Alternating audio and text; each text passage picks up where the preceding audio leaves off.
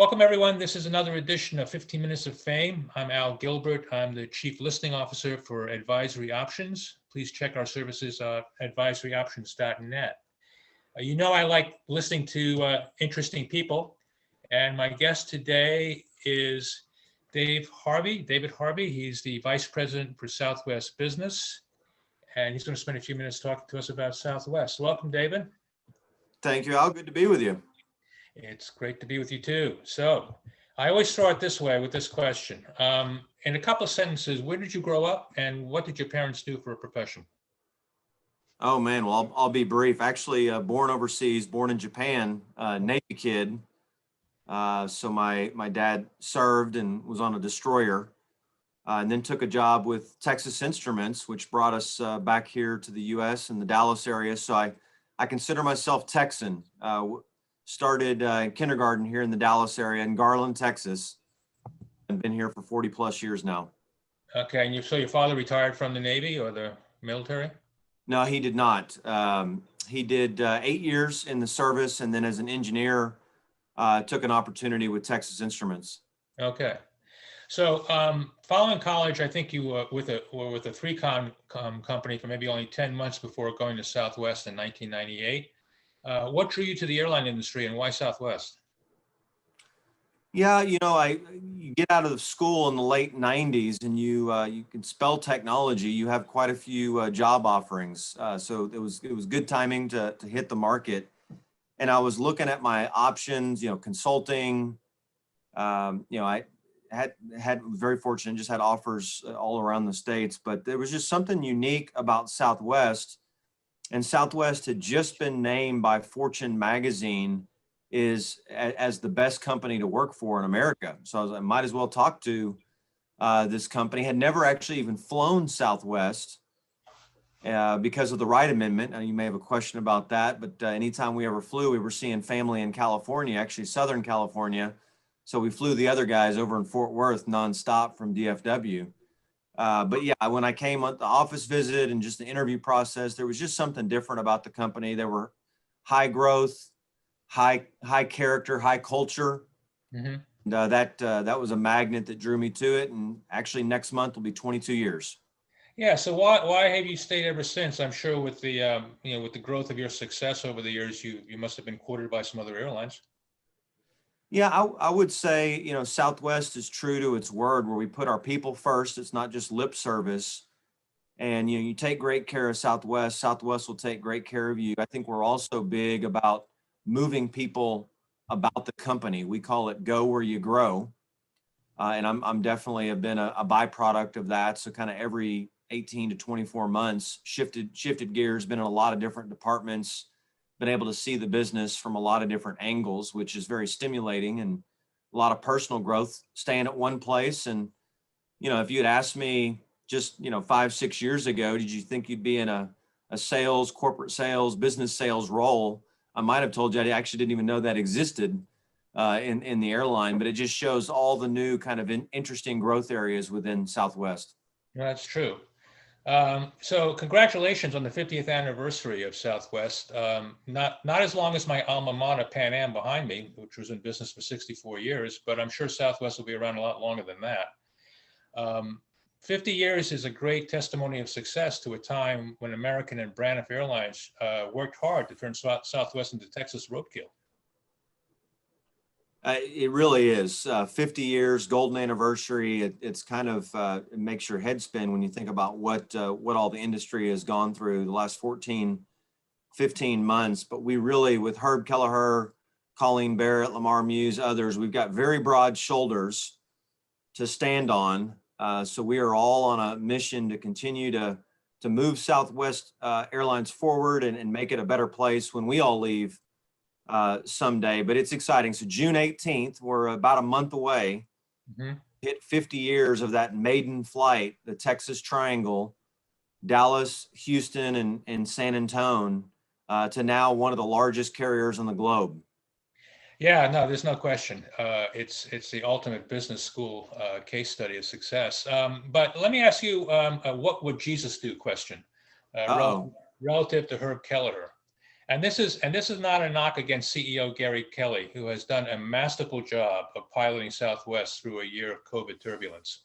But I have to ask, if Herb was still CEO and president this past year, what would Herb have done? Man, that is a loaded question. There's a lot there. I I knew Herb fairly well. I didn't know him nearly as well as I know Gary today. I think they're wired similarly, and the first thing they would do is focus on the people. And you saw that with a lot of the actions. And if you make sure the people of Southwest Airlines are being taken great care of, and in this case with the pandemic, it was literally physical health as well as jobs and financial health as well. You lean in there, then your people will continue to rise above it. They'll be empowered and they'll take great care of your customers, and the financials will come third. That is part of our DNA that Herb had from day one. And that has served us well in 9/11 and the Great Recession, other challenges, with the oil spike and the Iraqi war, back in the early 90s. It's kind of allowed us to overcome. And I think that playbook served us really well in this time of crisis also. Yeah, it sounds like the playbook is, the Herb Kelleher playbook is still well followed.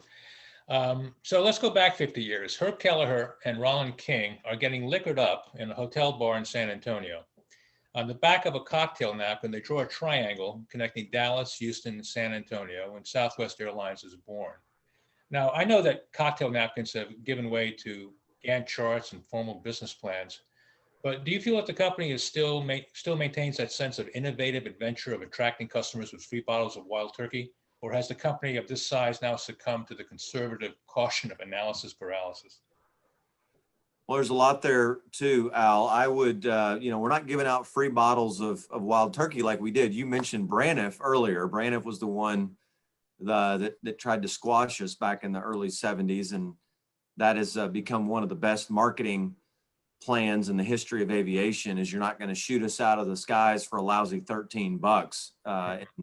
It was wildly successful for us. We were the #1 liquor distributor in the state of Texas for half that year. But the kind of that maverick chip on our shoulder, we're always trying to fight and hustle to deliver low cost, low fares, but best service. That was one of the other Herbisms. Anybody can kind of be low cost, but low service. Anybody can be high cost, high service. The trick is to really do both. And that is a healthy tension. As a commercial leader, always looking for ways, hey, I need money. I need to spend money to make money, but you can get in over your skis. At the end of the day, if you're not doing both, you're not going to be successful. So yes, we're all about doing our homework. We're very analytical. We do a lot of customer research to understand what the needs, not only of our existing customers, but customers that are choosing brand X, other airlines. So it is, the game has changed. It's very, you have to really kind of look at it from all angles and data driven. But I would say we absolutely still have kind of that esprit de corps and kind of that maverick spirit that set us in motion 50 years ago. Okay, I would agree. And certainly, we didn't have the power of social media even 20 years ago that we do today. I've been following you on LinkedIn for a couple of years, and I also follow LinkedIn postings from United and American. I don't see much from Delta since my friend Jeff Brand left the company. But what I admire about, David, what I admire about your LinkedIn marketing is that you know what you do most of the time that the others don't? What's that? You promote Southwest by promoting the people in what you post. It's almost always about the employees, the travel managers, the people you're hosting. Recently, you had a picture of yourself and your administrative assistant. It's not about the airplane so much. It's not about the new routes. It's not about the new seating. It's really about the people. Well, and that is what we're about. We're all about connecting people to what's important in their lives, whether that's leisure, whether that's business. Our employees love to travel. And, there's a lot of, even in this challenging time for the industry, there's a lot you can be grateful for so much that's going on to kind of move Southwest Airlines forward. Yeah, I agree. So you have access to different marketing tools, TV, radio, print, social media. Those four. Rank those four mediums for me in terms of importance and effectiveness. Very, very good question. So when I think about the business segment, I'll answer this both on kind of a leisure and a business angle. Our primary customer, kind of capital C customer, is the travel manager and the TMCs. If we can't make it easy for them to do business with Southwest Airlines, and in my case, Southwest Business, we're not going to necessarily have access to all those business travelers.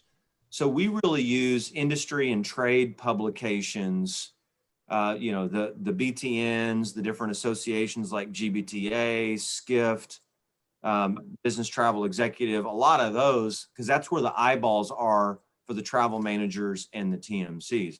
We definitely use LinkedIn. We use different digital and really try to target the eyeballs as well. So that's more for the business. For the business traveler, we can do a lot of things through loyalty and kind of direct marketing as well, because we have a relationship with them. If you take kind of the leisure side of the business, there has been a big shift from more traditional TV and billboards, while we still do that. But a lot of that has migrated over to the various kind of digital and social platforms when you think about how you allocate your resources and spend your dollars. And you're very, very targeted on current customers and trying to win, more share of wallet, or trying to actually attract and acquire new customers to your brand. Yeah. No, personally, I think the link, because we have been working virtually for almost over a year, I think the social media has taken on more of an importance. And as I said, I've been following you and Southwest on LinkedIn. I think a lot of travel managers have as well, because they're not in the office. They're not at GBTA, though hopefully they will be this coming summer. In the past, Southwest was pretty well known for hedging against fuel cost increases. Very strategic and looking forward. So as you look forward, what will or can Southwest do to hedge against another financial burden of another COVID-like event where the airlines are grounded for a lengthy period of time? Yeah, that program, our hedging program, is still well in place and has served us well for various economic shocks. And, we're not trying to be the smartest guy in the room. It's really trying to take what is one of the more variable costs. Fuel can be a quarter to a third of all of our costs. So if that price point is swinging with quite a bit of volatility, it's just hard to plan for what your numbers are going to look like and what your profitability can be in a given year.